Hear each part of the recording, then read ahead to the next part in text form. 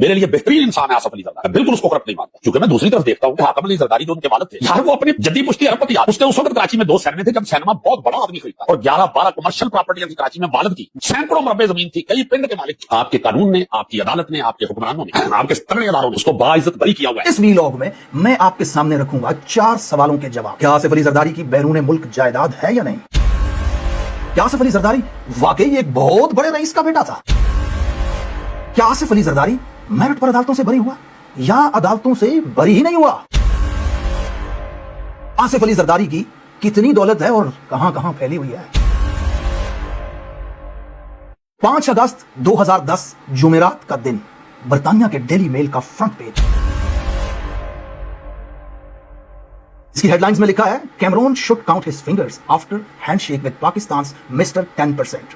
برطانوی وزیر David Cameroon کو اپنی انگلیاں گن لینی چاہیے کیونکہ انہوں نے پاکستان کے 10% آصف علی زرداری کے ساتھ ہاتھ ملا لیا ہے۔ کہیں آصف علی زرداری نے ان کی انگلی ہی نہ چوری کر لی ہو۔ دنیا کا سب سے بڑا انسائکلوپیڈیا ویکیپیڈیا آصف علی زرداری کو مسٹر 10% کے نام سے جانتا ہے۔ celebrityNetworth.com، wikipedia.com، therichest.com، firstpost.com اور نیب نیشنل اکاؤنٹیبلٹی بیورو کے مطابق آصف علی زرداری کی دولت کا تخمینہ لگایا جاتا ہے 1.8 بلین یونائٹڈ اسٹیٹس ڈالرز۔